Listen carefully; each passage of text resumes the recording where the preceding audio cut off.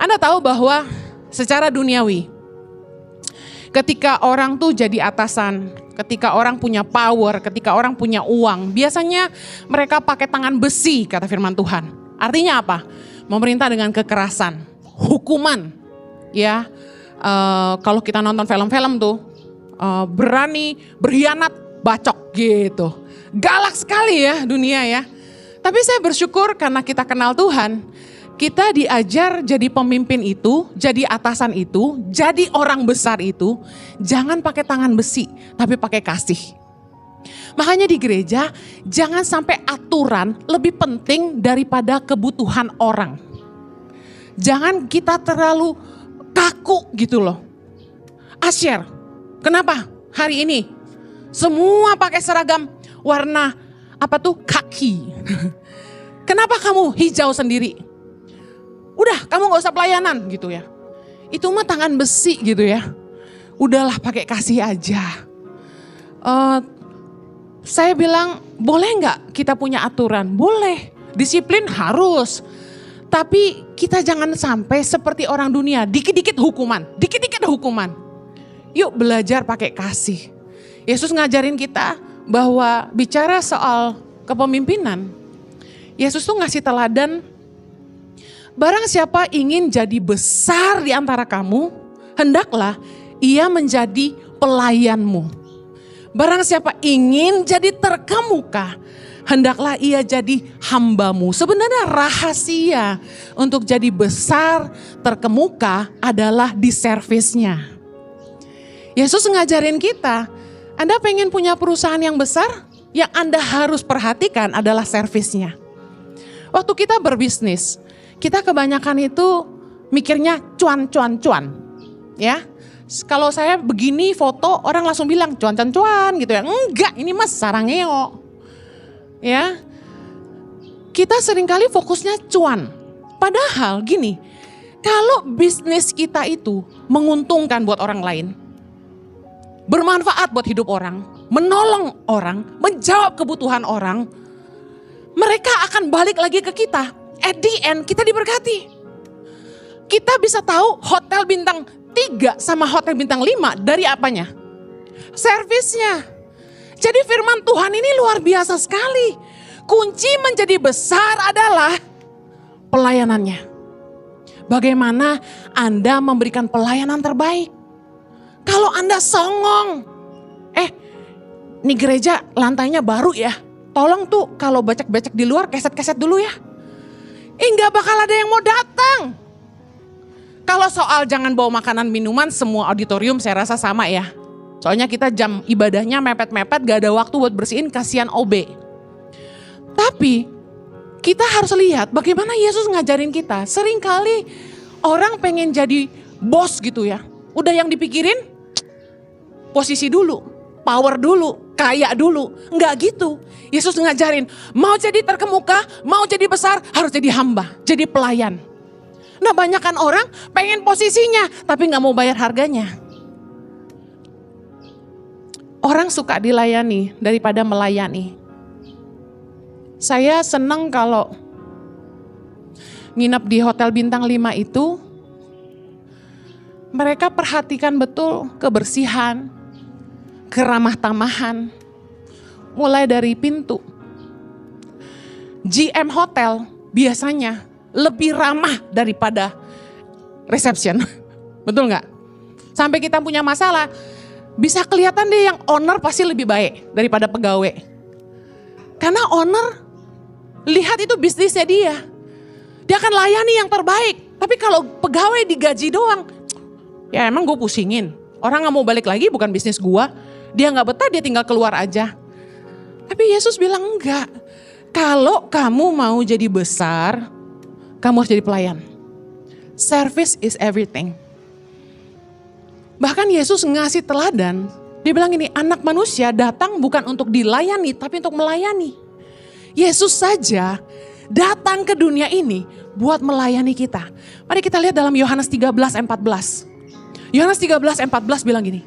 Jadi jikalau aku, kata Yesus, membasuh kakimu, aku yang adalah Tuhan dan gurumu, maka kamu pun wajib saling membasuh kakimu.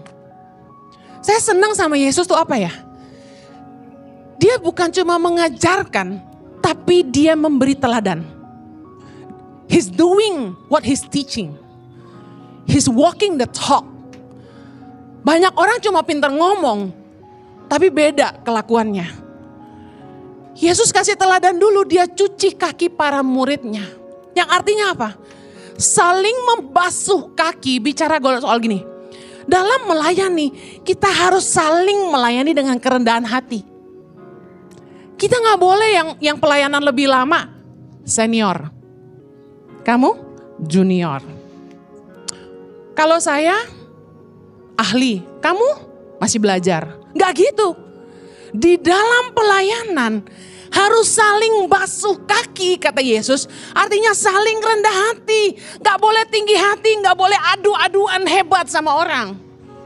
Bahkan firman Tuhan katakan saling mendahului dalam memberi hormat. Adanya perpecahan dalam pelayanan karena orang tinggi hati, rebutan posisi. Kalau ada satu saja yang rendah hati, tidak akan ribut. Saya jamin. Yesus sampai bilang gini, jikalau aku membasuh kakimu, aku yang adalah Tuhan dan gurumu. Bicara soal gini, lah dia aja Tuhan dan guru kita mau merendahkan diri sedahsyat itu. Kita apalah? Kita siapalah? Jangan sok kaya lah, jangan sok hebat lah. Kita juga harus rendah hati, katakan amin.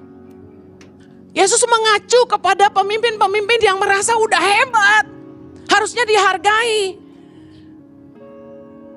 Gaya kepemimpinan Yesus beda sekali dengan yang kita lihat di dunia ini. Dia bilang ini, yang terbesar, yang melayani, yang terkemuka jadi hamba, yang tinggi harus merendah. Beda sama dunia, bukan? Makin tinggi jabatan seseorang biasanya makin ingin dihormati. Ngomong udah gak bisa sembarangan. Misal contoh gini, dulu waktu saya sekolah, saya dipanggil dengan nama Ai Ching. Tahu lagu Ai Ching Teku Setui Wo? Tahu gak tuh? Ai Ching itu artinya cinta. Alright? Cinta bagi Indonesia. Haleluya. Nah, misalnya nih teman saya lagi SD, panggil saya Ai Ching. Terus sekarang saya dikenal dengan nama apa? Henny Christianus. Misalnya mendadak dia datang ke gereja. Dari sana dia teriak, Ai Ching. Terus para asyar gini, shit, gak boleh gitu. Sekarang panggilnya Ibu Pendeta Henny Christianus, gue muntahin. Gak usah songong. Kita apalah? Kalau dia saja merendahkan diri seperti itu, datang jadi manusia.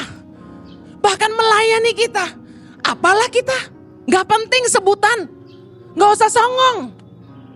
Setinggi apapun jabatanmu, sekaya apapun kamu, sebesar apapun kamu, rendah hatilah.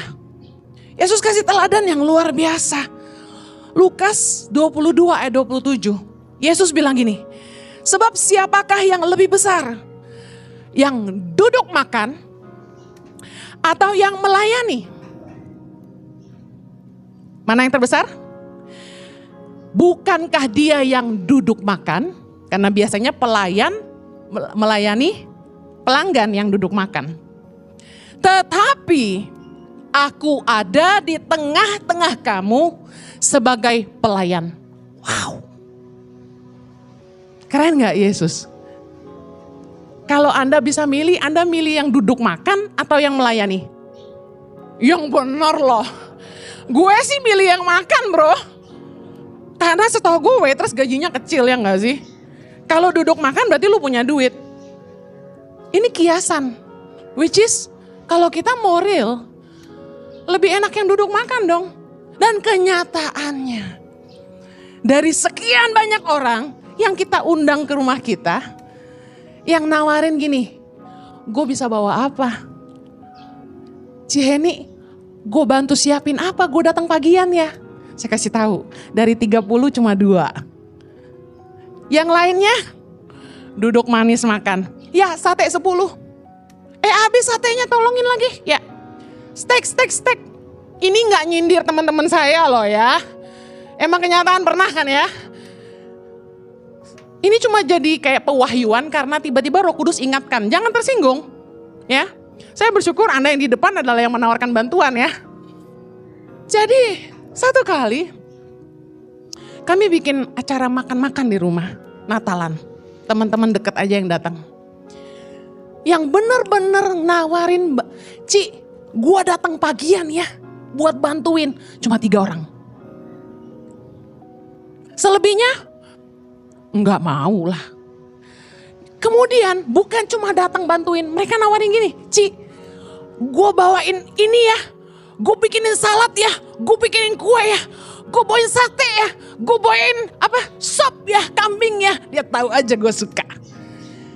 Udah gitu, udah dong, pesta dong. Wah, saya keringetan. Saya ini orang yang cepat keringetan, tapi heran gak kurus-kurus. Nah, saya dari pagi tuh udah dandanin rumah, namanya Natalan ya gak sih? Wah, saya udah excited nih. Tapi gak bisa cakep tau gak kalau bikin acara di rumah. Kenapa? Keringetan. Wah, saya dandan percuma. Basah kuyup. Begitu semua pada datang, semua duduk manis pakai candlelight dinner lagi. Ya, bakar-bakar sate, bakar jagung di depan. Udah gitu, saya gak duduk sama sekali. Saya berdiri dekat panggangan sate. Ya, sate 10, ya, sate 20, ya oke. Di sini habis. Tadi satenya mana itu punya gue tuh. Berantem lagi. Udah makan gak bayar lu marah-marah lagi. Gue suka sum-sum kambingnya. Coba tolong dikerok. Duduk makan. Balik lagi. Ambil lagi. Nggak nyisain orang. Saya lihat betapa orang tuh egoisnya luar biasa. Itu real di depan mata. Yang melayani itu sedikit. Yang mau dilayani lebih banyak. Siapa suruh jadi teman saya di khotbahin juga kan? Gak ada yang lewat pokoknya. Tapi ini contoh yang baik. Kebanyakan orang maunya duduk makan, pinjam selampe dong sayang. Pinjam itu dong. Gue ikutan laki gue lah. Dia paling jago. Thank you Felix. Semua orang sukanya dilayani. Betul gak? Steaknya kurang mateng. Medium well dong. Emang lu bayar? Gak banyak yang. Oh kalau Jojo gini. Kalau gue gantilah. Gak banyak yang mau jadi inem tante. Gue tadi udah mau radikal pengen pakai daster tau gak? Cuma kepikir nanti orang pada gak mau datang lagi pada jam 3. Janganlah. Gak banyak yang mau jadi pelayan. Yesus ngasih teladan sama kita. Mana yang lebih besar? Yang duduk makan atau yang melayani? Bukankah dia yang duduk makan? Tetapi aku ada di tengah-tengah kamu sebagai pelayan. Yesus ngasih teladan sama kita. Kalau kamu jadi pemimpin, kamu harus mau melayani ke bawah. Jabatan gak membuat kamu lebih tinggi dari orang lain. Justru semakin tinggi pangkat seseorang, semakin hebat seseorang, dia harus jadi teladan buat semua. Yesus ngajarin kita, kalau kita mau ditinggikan, kita harus merendahkan diri kita. Orang yang rendah hati, pasti mau melayani. Saya kagum sama volunteer-volunteer di gereja ini. Mereka bukan orang susah. Mereka pengusaha. Mereka kaya. Ada yang biasa aja. Kita gak pilih-pilih di sini. Mau dari bokeh sampai minus sampai surplus semua ada. Lengkap kita. Ya. Tapi saya lihat orang yang rendah hati pasti mau melayani. Apapun posisinya. Saya ingat Stephen. Pertama kali mau pelayanan, ditanya mau jadi asyir atau jadi umum ya. Stephen milih, saya traffic aja, di luar, di depan pintu. Jadi bedanya traffic controller sama asyir itu cuma di luar pintu dan di dalam pintu. Dia datang pelayanan dengan hati tulus tanpa niat bulus ya. Kemeja rapi ya waktu itu ya. Terus, yakin bro, yakin kata dia gitu. Siap. Dia pergilah ke depan pintu jadi traffic controller. Gak lama masuk. Beda derajatnya. Beda ya, panas banget ya bro. Saya sampai bilang gini sama Ibu Iren. Saya bilang, Ci, gak salah itu di luar gak dikasih kipas angin yang kayak kafe-kafe outdoor gitu. Yang ada air-airnya. Kasian loh anak-anak asrama kita. Mentang-mentang anak gue disuruh jaga pintu depan gitu kan. Biarpun anak-anak gue tuh ganteng-ganteng karena coklat kulitnya. Jangan gitu-gitu amat kali gitu kan. Terus yang dikorbanin yang ganteng-ganteng lagi ya. Kemudian gak lama Stephen kalah sama udara. Tapi saya salut gitu loh. Nih orang kok mau di luar pintu. Semua padanya mau di dalam pintu karena ber-AC ya saudara. Nah tapi orang kalau rendah hati pasti mau melayani apapun posisinya. Amin. Nah orang yang tinggi hati senangnya dilayani. Yang kayak tadi itu sate 10, steak kurang mateng gitu-gitu tuh. Nah maunya dihargai, maunya dihormati. Tadinya biasa aja, tapi begitu dikasih posisi, dipromosi dikit sama Tuhan, langsung jadi VIP. Waduh, pesawat udah gak boleh yang ekonomi, harus business class. Hotel udah gak boleh bintang 3, harus bintang 5. Makan udah gak boleh di kaki 5, harus di restoran, berkelas, gak main ruko, no. Apalagi? Mobil harus mewah. Apa itu? Avanza. Gitu. Udah gak main katanya. Sopir harus siap antar kemana-mana. Harus punya ajudan pribadi. Kemudian apa lagi? Kan udah mulai tenar tuh katanya, udah mulai viral. Ajudan dong ya katanya. Sepatu, tas, udah gak boleh yang biasa. Gak boleh. Gak boleh ke dep store biasa. Udah harus beda. Harus yang branded ya. Nggak boleh dideketin jemaah biasa. Khusus yang VIP aja. Ya, udah mulai beda. Kalau pergi ke suatu tempat nggak boleh yang ramai pengunjung. Harus disteril, Bo. Nggak boleh, nanti diserang paparazzi katanya. Saya ngomong ini, saya kasih tahu. Semua yang saya sebut ini, saya tidak ambil satupun daripadanya. Hari ini saya jalan kemanapun, Bu Heni ya yang di YouTube itu kan, di TikTok itu kan. Saya bilang iya, lagi ngambil sambal, seneng dia bisa ketemu Bu Heni di sini. Iya saya mau makan, gitu, nyengir-nyengir. Saya gak pernah takut tuh ketemu orang, gak pernah minta ajudan pribadi tuh sama suami saya. Sampai hari ini saya masih nyetir mobil sendiri. Ya gak mahal-mahal banget kok mobil kita ya. Kemudian makan, name it, gerobak, gue paling suka. Yang di Jalan Sabang itu loh, sama yang kalau malam-malam itu loh, tahu kan? Ropita, itu langganan kita. Kemudian, apa lagi ya? Branded, apa tuh branded? Terlalu mahal. Tidak boleh didekati jemaah, siapa aja boleh datang asal jangan genit aja. Tadi pagi saya khotbah. Saking banyaknya jemaat yang pengen terharu dengar khotbah saya, terus pengen peluk saya tuh seneng dipeluk kalian. Saya tahu kalian suka peluk saya karena saya fluffy kan, iya kan? Saya empuk ya kan?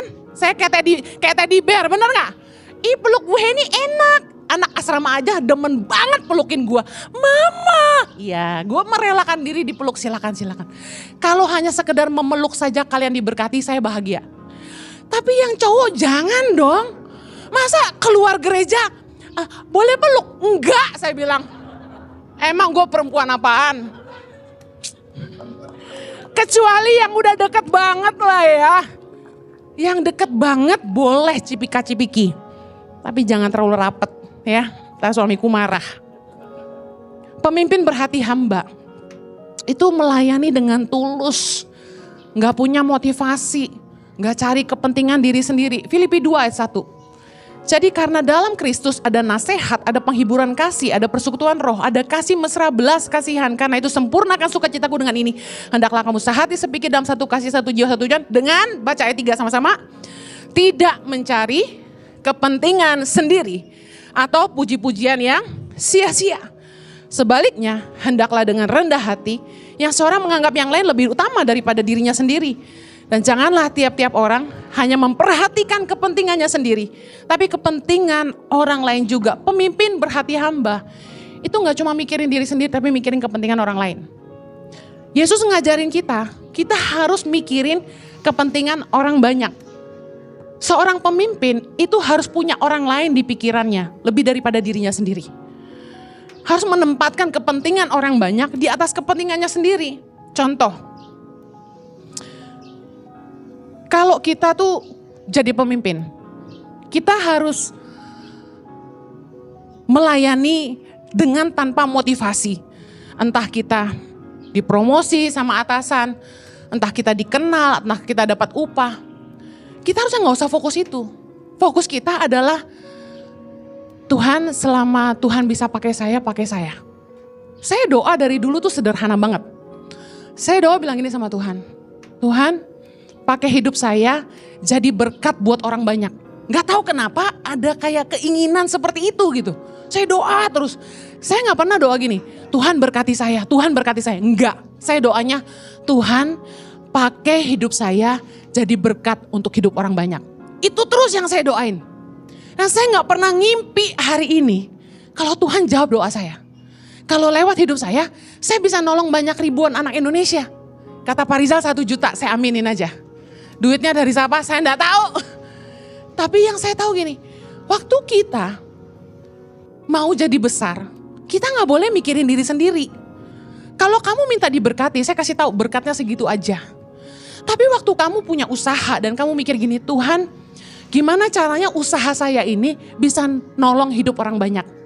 Pertama, membuka lapangan pekerjaan, bener nggak?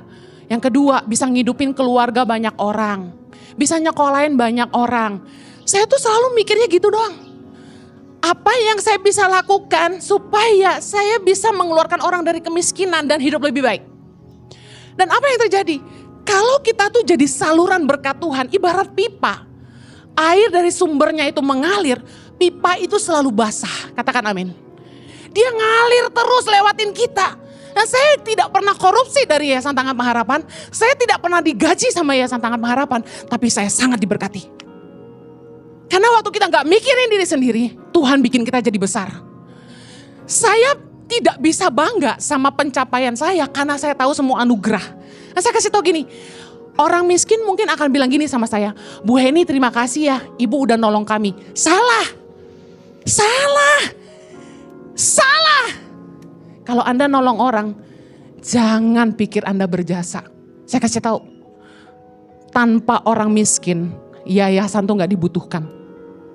Tanpa kemiskinan di Indonesia, orang seperti saya, sosiopreneur seperti saya, gak ada artinya. Justru karena mereka lah hari ini orang mengenal saya dan memberi saya predikat baik. Berkat mereka. Coba udah gak ada orang miskin di Indonesia. Harapan saya ya one day gak ada orang miskin lagi di Indonesia.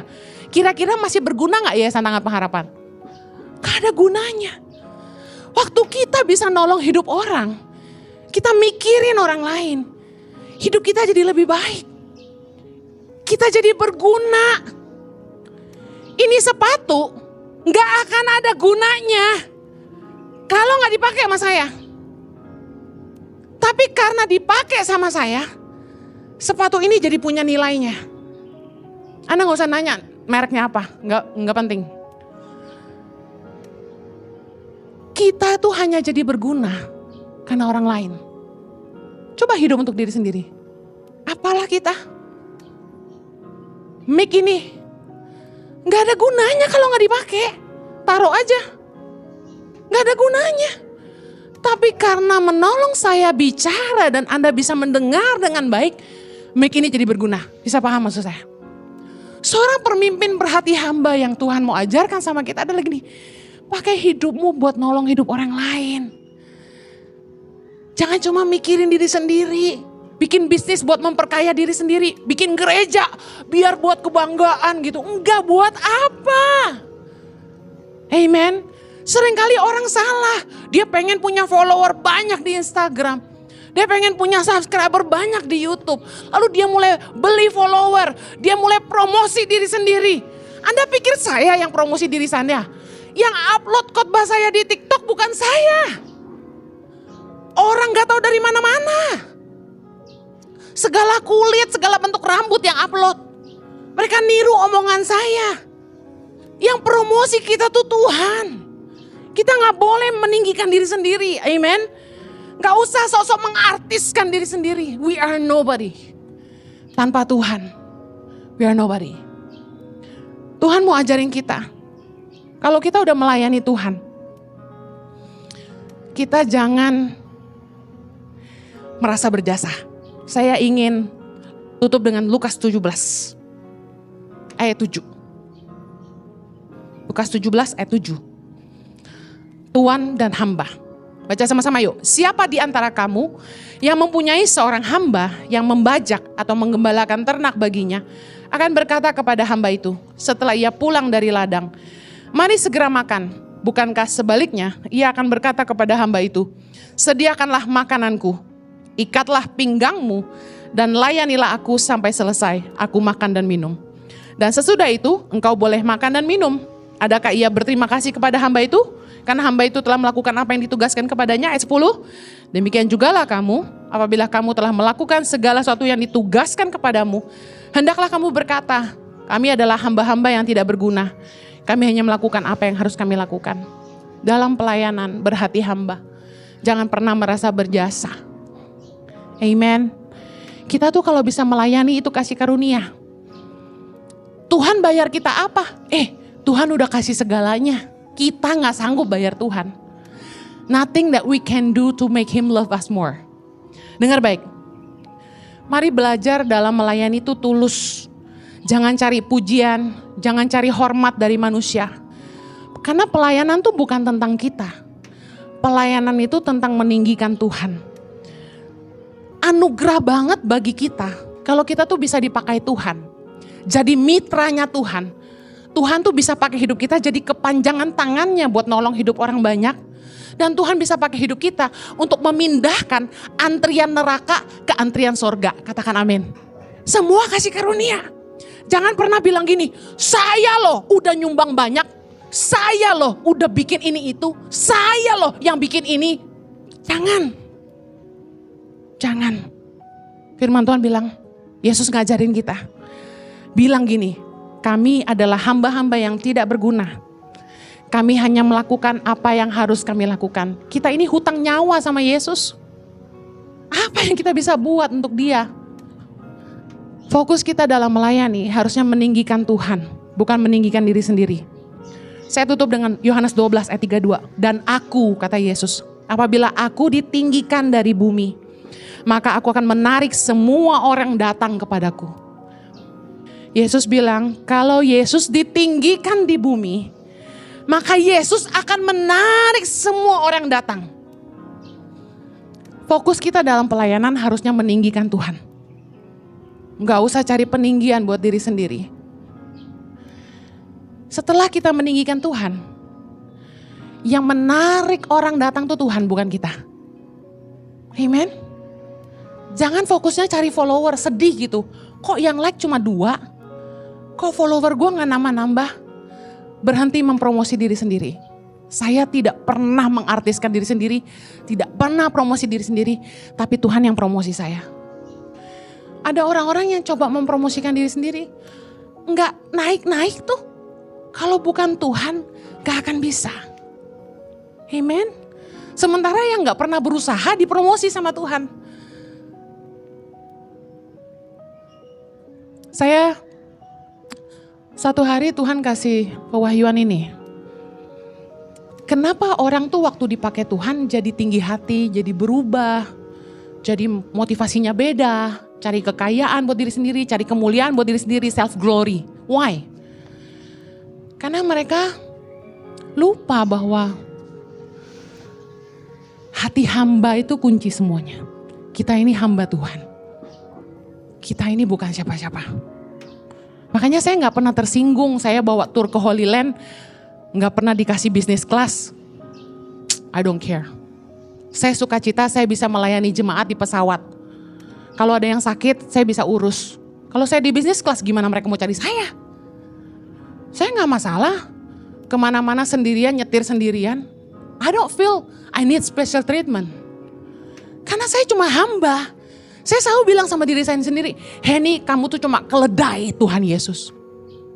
Sometimes kita perlu remind ourselves, you know, we are nobody without Him. Kita bukan siapa-siapa tanpa Tuhan. Amen.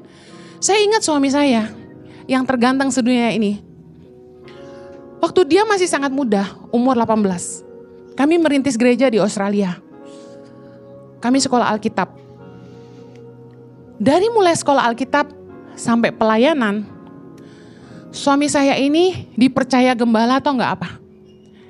Jadi supir mobil gereja bersama teman satu lagi, plus tukang cuci mobil gembala. PK-nya kecil banget. Kami setia melakukan apa saja. Dia cuci mobil, gembala suruh antar jemput anaknya sekolah. Nih suamiku ini. Terus perlengkapan angkat-angkat speaker. Suamiku jago. Bikin panggung. Zaman dulu kita bongkar pasang gak punya gedung. Angkat kursi. Suamiku sama aku. Saya tahu gak tugasnya apa? Jadi full timer. Cuci gelas perjamuan kudus. Jemaat 1250. Tiap minggu perjamuan. Gue sebel banget tuh winter ya. Dengan alasan gak ada yang sekudus Henny yang cuci katanya gitu. Jadi gak ada yang bantuin saya. Saya cuci gelas perjamuan itu gak boleh pakai air panas, katanya boros. Jadi pakai air dingin. Winter di Sydney, bayangin. Saya cuci ya pakai telunjuk saya ini. Saya satu-satu gosokin. Saya orangnya tuh kalau cuci gelas bisa 3 kali. Karena jijian gitu, takut kotor, bekas bibir orang, bekas lipstick gak boleh ada, gitu. 1250, pakai jam telunjuk saya, zut. Berapa jam lu bayangin? Bertahun-tahun. Gembala bilang, itu kamar mandi kotor tuh. Saya sikat klosetnya, sikat. Itu bookstore gereja gak ada yang jaga tuh. Kan Henny dari dulu jualan kue ya kan? Tuh bantu jualan. Saya jualan CD lagu, buku zaman dulu kan ya. Bukalapak gue. Abis mimpin pujian, haleluya. Duduk lari jualan Bukalapak. Kemarin ketemu sama temen yang menemani saya Bukalapak dari Australia. Dia nanya saya, Hen masih jualan loh? Saya jawab, masih. Demi anak Indonesia, saya jualan kaos sama batik yang untungnya 100% buat Indonesia. Saya gak ambil apa-apa. Amen. Dan saya lihat gitu. Lihat dengan mata kepala sendiri. Karena kami mulai dari bawah. Kami melayani sebagai hamba. Itu yang membuat kami sampai hari ini tidak pernah lupa. Kami siapa? Makanya kalau pelayanan jangan maunya langsung set. Mulai dari bawah. Supaya kamu tidak lupa kamu siapa. Mari kita berdoa. Haleluya. Bapa di sorga, kami bersyukur buat anugerah-Mu dalam hidup kami. Seberapa jauh Tuhan sudah bawa kami. Seberapa setia Tuhan menyertai kami. Kami bersyukur. Kami mau belajar dari Yesus. Berikan kami hati hamba yang mau melayani jiwa-jiwa, melayani Tuhan dengan ketulusan, melayani sesama dengan kasih. Tidak mementingkan kepentingan kami sendiri, tidak cari peninggian diri sendiri, tidak punya kepentingan apapun, tapi kami rindu meninggikan Tuhan dalam hidup kami. Thank you Lord. Amen.